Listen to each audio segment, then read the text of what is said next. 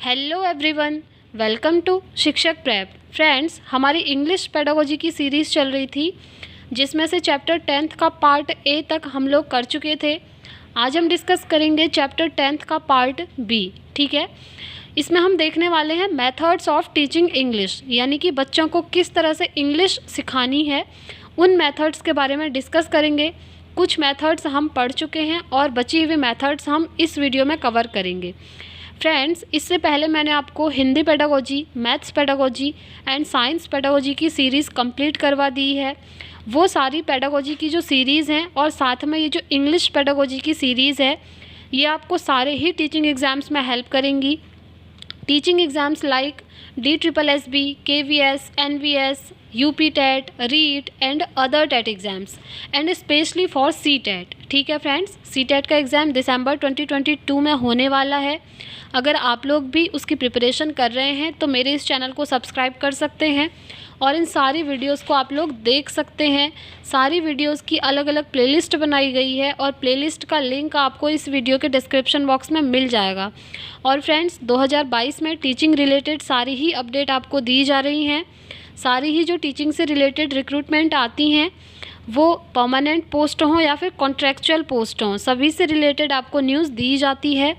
उसकी भी एक अलग से प्लेलिस्ट बनाई गई है और लिंक आपको इस वीडियो के डिस्क्रिप्शन बॉक्स में मिल जाएगा। अभी फ्रेंड्स, APS यानी कि आर्मी पब्लिक स्कूल से टीचर रिक्रूटमेंट नोटिफिकेशन जारी किया गया है। इससे पहले मैंने वही वीडियो आपके लिए बनाई थी।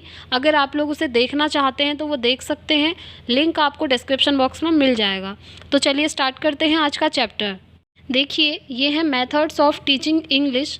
इसमें सबसे पहली मेथड है लैंग्वेज गेम्स। ये हम पढ़ चुके थे इससे पहले वाली वीडियो में। नेक्स्ट है स्टोरी टेलिंग, ये भी हम कर चुके थे। नेक्स्ट आता है रोल प्ले, ये भी हमने पढ़ लिया है। नेक्स्ट है इंडक्टिव मेथड और फिर है डिडक्टिव मेथड। तो यहाँ तक हम लोग कर चुके थे। आज हम इससे आगे बढ़ेंगे। अब हमें पढ़ना है स्ट्रक्चरल अप्रोच। ठीक है फ्रेंड्स, इसके बारे में देख लेते हैं। इसमें क्या है, देखिए, सबसे पहला पॉइंट है स्ट्रक्चर ग्रामर। इसमें क्या होता है कि ग्रामर के थ्रू बच्चों को इंग्लिश का स्ट्रक्चर सिखाया जाता है। ठीक है, अब आप कहेंगे कि इंग्लिश का स्ट्रक्चर क्या होता है। इंग्लिश का भी स्ट्रक्चर होता है। देखिए, इसमें ये होता है कि बच्चों को हम ये चीज़ें सिखाएंगे कि सेंटेंस कैसे बनते हैं। सेंटेंस फॉर्मेशन हमने बच्चों को सिखाना है। बच्चों को ग्रामर के रूल्स सिखाए जाते हैं यहाँ पर। ठीक है, ये आपको ध्यान रखना है। इस मेथड में ये होता है कि सब्जेक्ट, वर्ब और जो ऑब्जेक्ट होता है, आपको पता होगा ग्रामर में यही चीज़ें मेन होती हैं, सब्जेक्ट, वर्ब एंड ऑब्जेक्ट। वैसे तो बहुत सारी चीज़ें होती हैं बट मेन यही है। उसके बाद अलग अलग टाइप से आता है। कहीं पर वर्ब की फर्स्ट फॉर्म यूज़ होती है, कहीं पर सेकंड फॉर्म यूज़ होती है, कहीं पर थर्ड फॉर्म यूज़ होती है ना। बट मेन जो होता है वो होता है subject plus verb plus object. तो बच्चों को ये चीज़ें सिखाई जाती हैं, ग्रामर के रूल्स बताए जाते हैं और फिर बच्चों को सेंटेंस फॉर्म करना सिखाया जाता है, यानी कि सेंटेंस फॉर्मेशन। ठीक हो गया, ये आता है इसके अंदर। नेक्स्ट पॉइंट है कॉम्प्लेक्सिटी सेंटेंस। लैंग्वेज की कॉम्प्लेक्सिटी बच्चों को सिखाई जाती है। अब मैंने बोला लैंग्वेज की, कौन सी लैंग्वेज? ऑब्वियसली हम इंग्लिश की बात कर रहे हैं तो इंग्लिश लैंग्वेज ही होगी, है ना। तो इंग्लिश लैंग्वेज की कॉम्प्लेक्सिटी बच्चों को सिखाई जाती है। इसका मतलब भी वही है कि सेंटेंस फॉर्मेशन बच्चों को सिखाया जाता है, ग्रामर के रूल्स समझाए जाते हैं। ठीक है, यही चीज़ होती है स्ट्रक्चर। इंग्लिश का जो स्ट्रक्चर होता है वो यही होता है। इस मेथड में देखिए फ्रेंड्स, मैंने आपको ये मेथड बता दी तो थोड़ा बहुत आइडिया आपको भी आ गया होगा कि ये जो मेथड है, यहाँ पर बच्चों को ग्रामर के जो रूल्स हैं वो रटने पड़ते हैं। ये कोई अच्छी मेथड नहीं है। लोअर क्लासेस में तो ये मेथड बहुत बेकार है, इसके थ्रू बच्चों को नहीं पढ़ाना चाहिए, क्योंकि इस मेथड में ग्रामर के रूल्स बच्चों को रटवाए जाते हैं और जो चीज़ें रटवाई जाती हैं वो हमेशा याद नहीं रहती हैं। हो सकता है आप में से भी बहुत लोगों के साथ ये चीज़ हुई हो। जब आप लोग छोटे होंगे तो आपको भी ग्रामर के रूल्स रटवाए होंगे। इससे क्या होता है कि बड़े होकर बच्चे इंग्लिश लैंग्वेज में बात करना नहीं सीख पाते हैं, यानी कि स्पोकन अच्छा नहीं होता है बच्चों का।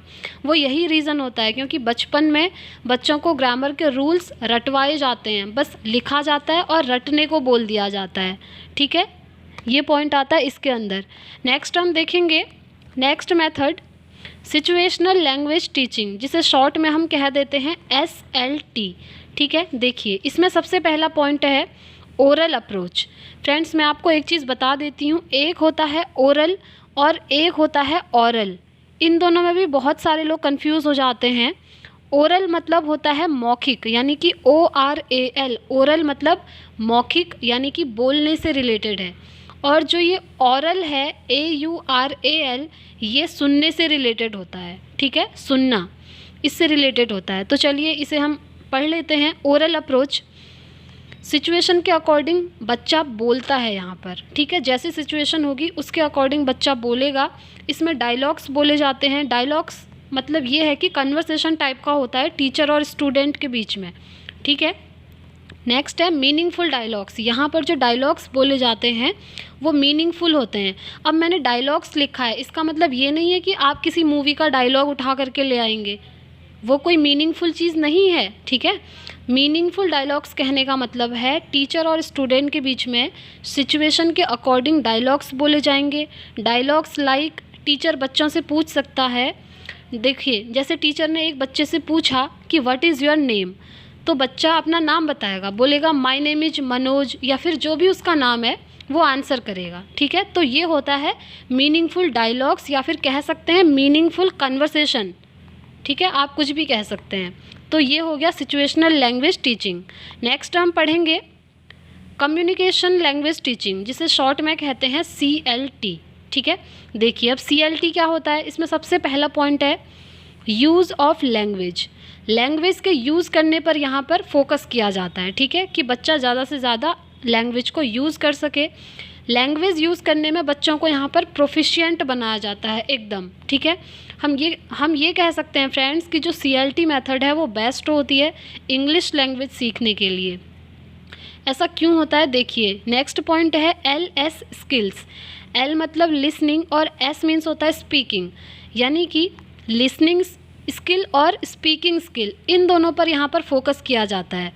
इन दोनों में फोकस किया जाता है कहने का मतलब है कम्युनिकेशन पर फोकस किया जा रहा है। ठीक है, यहाँ पर एक बच्चा बोलेगा, दूसरा सुनेगा, या फिर टीचर बोलेंगे, स्टूडेंट सुनेंगे, या फिर स्टूडेंट कोई क्वेश्चन करेगा और टीचर उसको सुनेंगे। ठीक है, इस मेथड में ऐसा। नेक्स्ट पॉइंट है टीचर एज अ फैसिलिटेटर। यहाँ पर जो शिक्षक होंगे वो सुविधादाता के रूप में काम करेंगे। ठीक है, फैसिलिटेटर मतलब होता है सुविधादाता। जैसे बच्चे आपस में बातचीत कर रहे हैं। ठीक है, अगर कोई बच्चा मिस्टेक कर रहा है बोलने में, इंग्लिश लैंग्वेज में अगर कोई बच्चा मिस्टेक कर रहा है, तो टीचर क्या करेंगे, वहाँ पर एज अ फैसिलिटेटर काम करेंगे, यानी कि बच्चों की मिस्टेक को सही करेंगे। ठीक है, ये होता है एक फैसिलिटेटर का काम। आगे बढ़ेंगे, देखिए community language learning. Next method है CLL, यानी कि कम्युनिटी लैंग्वेज लर्निंग। सबसे पहला है चार्ल्स कुर्रन। ठीक है, चार्ल्स कुर्रन ने ये मेथड दी थी, ये नाम आप लोग याद रख सकते हैं। नेक्स्ट है 8 to 10 पीपल्स ग्रुप। इस मेथड में क्या होता है, 8 से 10 बच्चों का एक ग्रुप बनाया जाता है। ठीक है, 8 से 10 बच्चों का। तो जो बच्चे होते हैं वो कम्युनिटी में आपस में बातचीत करते हैं। जो ग्रुप बनाया जाता है, इस ग्रुप के जो बच्चे होंगे वो आपस में बातचीत करेंगे और उसी लैंग्वेज में बातचीत करेंगे जो लैंग्वेज उनको सीखनी है, जो उनकी टारगेट लैंग्वेज है। यहाँ पर टारगेट लैंग्वेज क्या है, ऑब्वियसली ये तो आपको पता ही होगा। टारगेट लैंग्वेज यहाँ पर हमारी है इंग्लिश। ठीक है, इंग्लिश सिखाने की बात हो रही है बच्चों को, तो टारगेट लैंग्वेज इंग्लिश है। तो इसमें 8 से 10 बच्चों का एक ग्रुप बनाया जाता है और वो इंग्लिश लैंग्वेज में ही आपस में बातचीत करते हैं। ठीक हो गया। जहाँ पर इंग्लिश में सेंटेंस बनाने में प्रॉब्लम होगी तो वहाँ पर टीचर जो है उनको हेल्प करेंगे।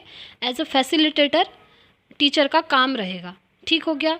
अब इस लैंग्वेज में क्या होता है, देखिए यहाँ पर जो लैंग्वेज टीचर होते हैं उन्होंने प्रोफिशिएंट होना है लैंग्वेज में। जैसे लैंग्वेज टीचर, इंग्लिश लैंग्वेज की बात हो रही है तो इंग्लिश लैंग्वेज के जो टीचर हैं उनको इंग्लिश लैंग्वेज में एकदम प्रोफिशिएंट होना पड़ेगा, तब जा कर के वो बच्चों को उसे सिखाएंगे। ठीक है। नेक्स्ट पॉइंट है फॉर अडल्ट स्टूडेंट्स। ये कह सकते हैं कि ये जो मेथड है छोटे बच्चों के लिए यूज़फुल नहीं है, it can only be used for adult students, ये आप कह सकते हैं। नेक्स्ट मेथड देख लेते हैं ग्रामर ट्रांसलेशन मेथड। फ्रेंड्स, ये मेथड इम्पॉर्टेंट मेथड है फॉर सीटेट। सीटेट के लिए, सीटेट में इस मेथड से बहुत सारे क्वेश्चन आते हैं। तो देखिए, ग्रामर ट्रांसलेशन मेथड को क्लासिकल मेथड के नाम से भी जानते हैं और दूसरा ट्रेडिशनल मेथड, इसे ट्रेडिशनल मेथड के नाम से भी जानते हैं। ठीक है, अब हम इसको डिटेल में पढ़ लेते हैं। देखिए यहाँ पर क्या होता है, सबसे पहले है ग्रामर रूल्स। देखिए ग्रामर रूल्स की बात कर लेते हैं। ग्रामर रूल्स यहाँ पर बच्चों को रटवाए जाते हैं। ठीक है फ्रेंड्स, बच्चों को रटवाया जाता है कि टेंस इतने प्रकार के होते हैं, फिर उनके सब टाइप्स बच्चों को बताए जाते हैं, सब्जेक्ट, ऑब्जेक्ट एंड वर्ब कैसे यूज़ करना है वो चीज़ बच्चों को सिखाई जाती है। तो यहाँ पर जो ग्रामर के रूल्स होते हैं वो रटवाए जाते हैं। ठीक है, नेक्स्ट पॉइंट डिस्कस करेंगे। तो ये मेथड भी छोटे बच्चों के लिए यूज़फुल नहीं है। ठीक हो गया, ये आप लोग भी समझ गए होंगे क्योंकि यहाँ पर ग्रामर के रूल्स रटवाए जा रहे हैं। और एक चीज़ आप लोग ध्यान रखिए, जहाँ भी ग्रामर के रूल्स रटवाए जाएंगे वहाँ पर सिर्फ रीडिंग और राइटिंग पर फोकस किया जाता है, लिसनिंग और स्पीकिंग पर फोकस नहीं किया जाता है। ठीक है, देखिए vocabulary Hindi English. For example जैसे वॉच हो गया, वॉच मीन्स क्या होता है, घड़ी होता है ना। तो इस तरह से टारगेट लैंग्वेज से मदर टंग में ट्रांसलेशन एंड मदर टंग से टारगेट लैंग्वेज में ट्रांसलेशन बच्चों को सिखाया जाता है। इस मेथड का नाम ही है grammar translation method. Mother tongue से टारगेट लैंग्वेज में ट्रांसलेट करना एंड टारगेट लैंग्वेज से मदर लैंग्वेज में ट्रांसलेट करना इसी मेथड के अंदर आता है। ठीक हो गया, नेक्स्ट देखते हैं मेमोराइजेशन। मेमोराइजेशन मतलब होता है रट्टा लगाना।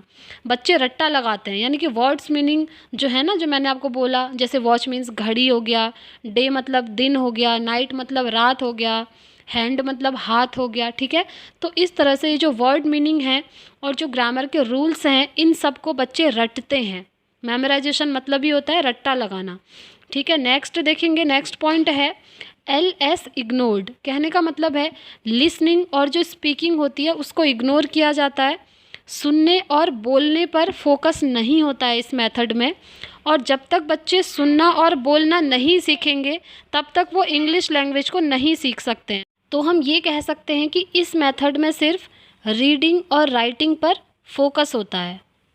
ठीक हो गया, और जहाँ पर भी रीडिंग एंड राइटिंग पर फोकस होगा वहाँ पर बच्चे बोलना नहीं सीख पाएंगे, यानी कि लिसनिंग और स्पीकिंग इग्नोर हो रही है इस मेथड में।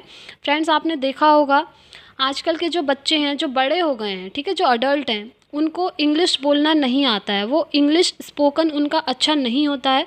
उसका रीज़न यही है, बचपन में जब उन्होंने इंग्लिश पढ़ी थी तो क्लासरूम में उनका लिसनिंग और स्पीकिंग नहीं होता था, सिर्फ रीडिंग और राइटिंग होता था। बच्चे आपस में इंग्लिश लैंग्वेज में कम्युनिकेट नहीं करते थे, है ना। ये चीज़ आई थिंक आप में से भी बहुत सारे लोगों के साथ हुई होगी। तो यही रीज़न होता है कि बच्चे इंग्लिश नहीं सीख पाते। तो हम ये कह सकते हैं कि इस मेथड में मदर टंग पर ज़्यादा फोकस किया जाता है और टारगेट लैंग्वेज में फ़ोकस कम रहता है। जैसे इंग्लिश की क्लास होती है, ठीक है, तो वहाँ पर इंग्लिश में कन्वर्सेशन नहीं होता है बच्चों के बीच में। वहाँ पर सिर्फ इंग्लिश की जो बुक है, बुक उठा करके टीचर द्वारा वो पढ़ा दी जाती है और बच्चों को लिखा दिया जाता है। दैट्स इट, यहीं तक लिमिटेड रहता है। और यही रीज़न है कुछ बच्चे इंग्लिश में बातचीत नहीं कर पाते हैं बड़े होकर भी। ठीक है, तो आई होप आप लोग ये इतनी मेथड्स समझ गए होंगे। तो फ्रेंड्स, आज की वीडियो में इतना ही रखते हैं। आई होप आपको आज का ये वीडियो समझ में आया होगा। अगर इससे रिलेटेड कोई क्वेरी है तो आप लोग कमेंट बॉक्स पे कमेंट कीजिएगा, मैं आपको रिस्पॉन्स ज़रूर दूंगी। तो फ्रेंड्स, अब हम मिलते हैं नेक्स्ट वीडियो में। अगर आपको वीडियो पसंद आया है तो प्लीज़ वीडियो को लाइक एंड शेयर कीजिए, चैनल को सब्सक्राइब कीजिए, बेल आइकन प्रेस कीजिए ताकि आने वाले वीडियोज़ की नोटिफिकेशंस आपको मिल सके। तो फ्रेंड्स, अब हम मिलते हैं नेक्स्ट वीडियो में नेक्स्ट चैप्टर के साथ। तब तक के लिए thank you, bye bye, take care, all the very best.